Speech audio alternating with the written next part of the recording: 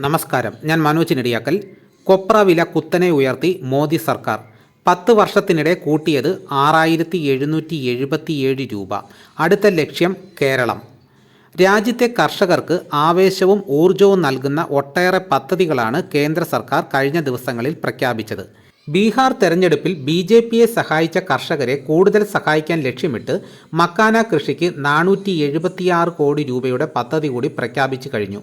ഇതോടൊപ്പം തന്നെ ഏറ്റവും കൂടുതൽ നാളികേരം ഉൽപ്പാദിപ്പിക്കുന്ന ദക്ഷിണേന്ത്യൻ സംസ്ഥാനങ്ങളിലെ കർഷകരെ ലക്ഷ്യമിട്ട് കൊപ്രയുടെ താങ്ങുവിലയും വർദ്ധിപ്പിച്ചു. കൊപ്രയ്ക്ക് താങ്ങ് ക്വിൻ്റലിന് 445 രൂപ കൂട്ടി. കൊപ്രയുടെ താങ്ങുവില അടുത്ത സീസണിൽ വർദ്ധിപ്പിക്കാനും കേന്ദ്ര മന്ത്രിസഭാ യോഗം തീരുമാനിച്ചിരുന്നു. മിൽ കൊപ്രയ്ക്ക് ക്വിൻ്റലിന് 445 രൂപ കൂട്ടി 12027 രൂപയും നിലവിൽ 11582 രൂപയായിരുന്നു. ഉണ്ടക്കൊപ്രയ്ക്ക് 400 രൂപ കൂട്ടി 12500 രൂപയുമാക്കിയതായി കേന്ദ്രമന്ത്രി പറഞ്ഞു. രാജ്യത്തെ കൊപ്ര ഉൽപ്പാദനത്തിൽ മൂന്നാമതാണ് കേരളം. മൊത്തം ഉൽപ്പാദനത്തിൽ 25.4% കേരളത്തിൽ നിന്നാണ്. കർണാടക 32.7%, തമിഴ്നാട് 25.7% പട്ടികയിൽ ആദ്യ സ്ഥാനങ്ങളിൽ. 2014 മിൽ കൊപ്രയ്ക്ക് താങ്ങുവില 5250 രൂപയും ഉണ്ടക്കൊപ്രയ്ക്ക് 5500 രൂപയുമായിരുന്നു യഥാക്രമം. ഇപ്പോൾ 12027 രൂപയായും 12100 രൂപയുമായിട്ടാണ് വർദ്ധിപ്പിച്ചത്. അതായത് മോദി സർക്കാർ അധികാരത്തിൽ വന്നതിന് ശേഷം കൊപ്രയ്ക്ക് 6777 രൂപയും ഉണ്ടക്കൊപ്രയ്ക്ക് 6600 രൂപയും വർദ്ധിപ്പിച്ചത്. മക്കാന മേഖലയ്ക്ക് 476 കോടി രൂപ.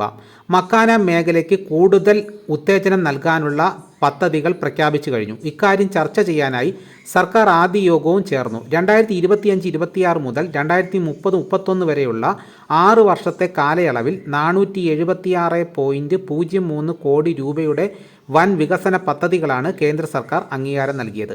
വെള്ളിയാഴ്ച ആരംഭിച്ച ഈ പദ്ധതി ആവാസ വ്യവസ്ഥയെ പരിഷ്കരിക്കാനും വികസിപ്പിക്കാനും ലക്ഷ്യമിടുന്നതാണ്.